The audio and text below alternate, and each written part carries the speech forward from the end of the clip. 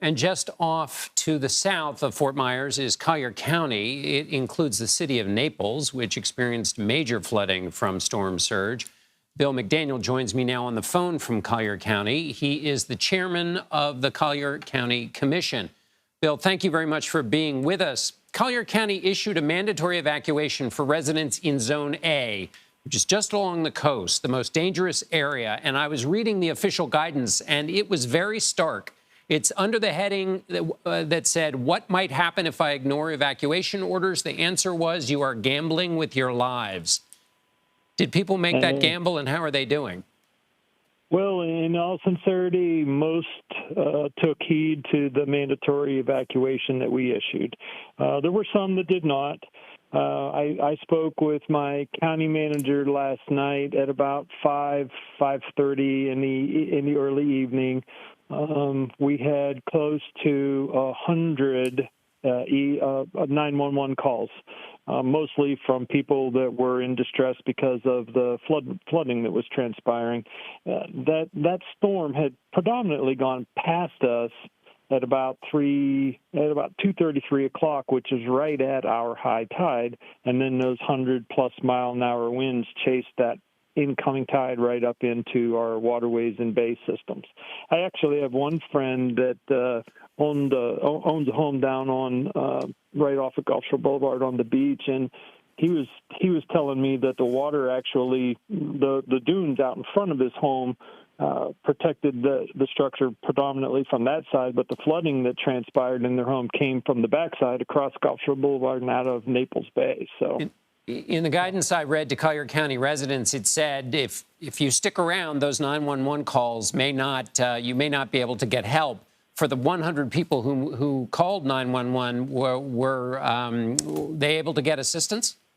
Well, we ultimately got to them, but again, folks don't realize we can't run our ambulances until the winds are down to 50 miles an hour. Right. So, and even at 5:30, we were preparing for that. When I was speaking with my leadership at Collier County, Amy Patterson and Dan Summers, my director of emergency operations, we were preparing for the wind to continue to diminish, and then our ambulances hit the road and went out and got people as best as they possibly could. And Bill, we deployed early. I'm sorry. Forgive me. You had another question. Where were you, and what was it like when you were riding it out? I sheltered at home. Now I live 22 miles inland, so I wasn't in the thick of it like some of my friends and family were that were closer in. So, but it's quite an experience if you haven't ever done it. I heard one of your other folks you were interviewing talking about that poor lady that got to sleep on her kitchen table. My worst was just of course, the loss of power. I've been without power since late Tuesday night, but just a lot of wind and a lot of wind damage, trees down, and so on and so forth. But so far, my early assessment is not a lot of property damage on the inland side. We've just got an enormous amount of folks without power, and again, eastern Collier County is residential but very rural, and so it doesn't take but one pine tree to blow over and take out a mile's worth of homes that are on the street. And then finally, Bill, President Biden's disaster declaration makes federal funding available to Collier County. From what you've seen so far, what's the best use for that money? Well, it's going to be in rebuilding as we go forward. I've already been in contact with both Congressman Byron Donalds and Mario Diaz-Balart. I think Mario was already over here today visiting in Immokalee and Everglades City. But the utilization of that money to help people recover is the key to success. You know, I spoke to some folks 4 or 5 years ago when Irma came through in 2017. And I said, one of the comments that I made was how blessed we are compared to the disaster relief that used to be availed to people in our country back in as late as 1960 when Donna came through here.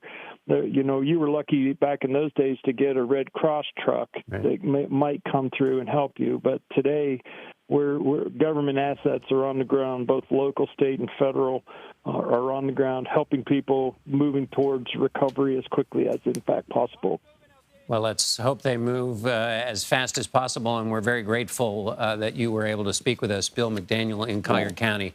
Thank you. I do want to, if I might, say one quick thing, if I could, please. I really want our viewers to keep the folks in Fort Myers in the prayers. Fort Myers, Lee County, Cape Coral, Sanibel, those folks really took it hard. Not that Collier County, Naples didn't, but the devastation that's coming in out of the Fort Myers area. I just want to say.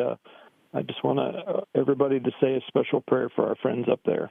Well, we appreciate that, Bill, and thank you for that. And we appreciate your time with us.